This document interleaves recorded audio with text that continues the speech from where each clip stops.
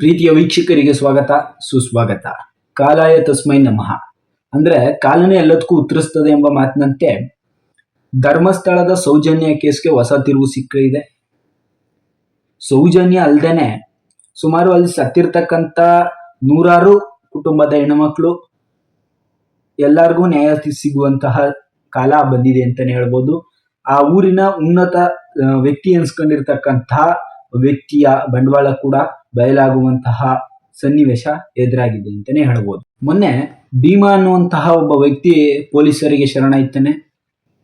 ನ್ಯಾಯಾಲಯಕ್ಕೆ ತಾನು ಊತಿಟ್ಟಿದ್ದಂತಹ ಶವಗಳ ಅಸ್ಥಿಪಂಜರಗಳನ್ನ ತಗೊಂಡೋಗಿ ನ್ಯಾಯಾಲಯಕ್ಕೆ ಒಪ್ಪಿಸ್ತಾನೆ.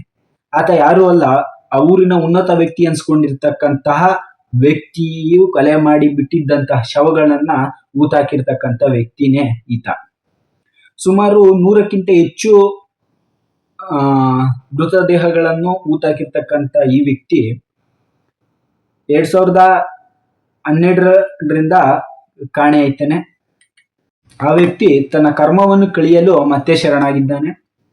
ಇದರೆಲ್ಲದರ ನಡುವೆ 2-3 ದಿವಸದಿಂದ ಸಾಮಾಜಿಕ ಜಾಲತಾಣದಲ್ಲಿ ಈ ಸುದ್ದಿ ಸದ್ದು ಮಾಡ್ತಿದೆ ಮತ್ತು ಸೌಜನ್ಯ ಸಾವಿಗೆ ಮತ್ತು ಅವಳಂತೆ ಸತ್ತಿರ್ತಕ್ಕಂತಹ ನೂರಾರು ಹೆಣ್ಣು ಮಕ್ಕಳ ಆತ್ಮಕ್ಕೆ ಶಾಂತಿ ಸಿಗ್ಲಿ, ಅವ್ರಿಗೆಲ್ಲ ಆ ಕುಟುಂಬಕ್ಕೆ ರಕ್ಷಣೆ ಸಿಗ್ಲಿ ಅಂತ ಎಲ್ಲರೂ ಪ್ರಾರ್ಥಿಸುತ್ತಿದ್ದಾರೆ ಮತ್ತು ಹೋರಾಡ್ತಿದ್ದಾರೆ. ಇಂತಹ ಸಂದರ್ಭದಲ್ಲಿ ಕರ್ನಾಟಕದಲ್ಲಿ ಮೀಡಿಯಾಗಳು ಅನ್ಸ್ಕೊಂಡಂತಹ ವಾಹಿನಿಗಳು ಇದ್ರ ವಿರುದ್ಧ ಧ್ವನಿ ಎತ್ತುತ್ತಿಲ್ಲ. ಯಾಕೆ ಅಂತ ಅಂದ್ರೆ ಈ ಮೀಡಿಯಾಗಳೆಲ್ಲವೂ ಆ ಉನ್ನತ ವ್ಯಕ್ತಿ ಅನ್ಸ್ಕೊಂಡಿರ್ತಕ್ಕಂಥ ವ್ಯಕ್ತಿಯ ಹಣದ ಜಾಲದಲ್ಲಿ ಬಿದ್ದಿರ್ಬೋದು ಅಂತಾನೆ ಹೇಳ್ಬೋದು.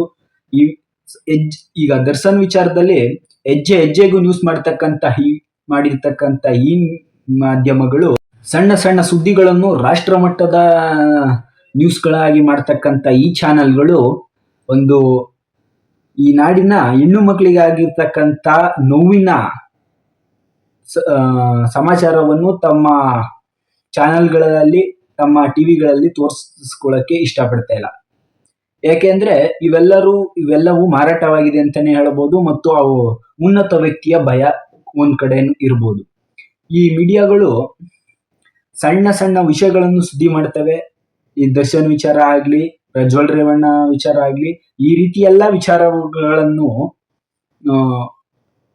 ನ್ಯೂಸ್ಗಳಾಗಿ ಮಾಡ್ತಕ್ಕಂಥ ಈ ಚಾನೆಲ್ಗಳು ಒಂದು ಹೆಣ್ಣಿಗೆ ಆಗಿರ್ತಕ್ಕಂಥ ಶೋಷಣೆಯ ವಿರುದ್ಧ ಆಗ್ಲಿ, ಈ ಒಂದು ಹೆಣ್ಣಿಗೆ ನ್ಯಾಯ ಸಿಗ್ತಾ ಇಲ್ವಲ್ಲ ಅದ್ರ ಪರವಾಗ್ಲಿ ಇದೆಲ್ಲದರ ವಿರುದ್ಧ ಯಾವುದೇ ಕಾರಣಕ್ಕೂ ಒಂದು ಮಾತಾಡಿಲ್ಲ. 2 ದಿವಸದಿಂದ ಒಂದೇ ಒಂದು ನ್ಯೂಸ್ನೂ ಮಾಡಿಲ್ಲ. ಇದರಿಂದ ತಿಳಿಯುತ್ತದೆ ನಮ್ಮ ಮೀಡಿಯಾಗಳು ಎಷ್ಟು ಮಟ್ಟಿಗೆ ನಮಗೆ ಮೋಸ ಮಾಡ್ತಿವೆ ಅಂತ. ಮತ್ತು ನಾವು ಎಲ್ಲಾ ವೀಕ್ಷಕರಿಗೆ ನಾನು ಕೇಳ್ಕೊಳ್ಳೋದೇನೆಂದ್ರೆ, ನೀವು ಏನು ಸಬ್ಸ್ಕ್ರೈಬ್ ಮಾಡ್ಕೊಂಡಿರ್ತಕ್ಕಂಥ ಈ ಮೀಡಿಯಾಗಳನ್ನ ಎಲ್ಲರೂ ಅನ್ಸಬ್ಸ್ಕ್ರೈಬ್ ಮಾಡಿ ಮತ್ತು ಈ ನ್ಯೂಸ್ ಚಾನೆಲ್ಗಳನ್ನ ನೀವು ನೋಡಕ್ ಹೋಗ್ಬೇಡಿ. ಇವೆಲ್ಲವೂ ಮಾಡಿದ್ರೆ ಆ ನ್ಯೂಸ್ ಚಾನೆಲ್ಗಳಿಗೆ ಬುದ್ಧಿ ಬರ್ತದೆ. ಆವಾಗ್ಲಾದ್ರೂ ನಮ್ಮ ನಾಡಿನ ಹೆಣ್ಮಕ್ಳಿಗೆ ಆಗ್ತಕ್ಕಂಥ ಅನ್ಯಾಯದ ವಿರುದ್ಧ ಧ್ವನಿ ಎತ್ತುತ್ತಾರೆ ಮತ್ತು ನಮ್ಮ ನಾಡಿನ ಹೆಣ್ಮಕ್ಳಿಗೆ ನ್ಯಾಯ ಕೊಡಿಸಲಲ್ಲಿ ಅವರೂ ಪಾಲ್ಗೊಳ್ತಾರೆ ಅಂತ ಹೇಳ್ತೀನಿ. ಮತ್ತು ಈ ವಿಡಿಯೋ ಇಷ್ಟ ಆದ್ರೆ ಲೈಕ್ ಮಾಡಿ, ಸಬ್ಸ್ಕ್ರೈಬ್ ಮಾಡಿ, ಶೇರ್ ಮಾಡಿ ಅಂತ ಕೇಳ್ಕೊತೀನಿ. ಜೈ ಹಿಂದ್, ಜೈ ಕರ್ನಾಟಕ ಮಾತೆ.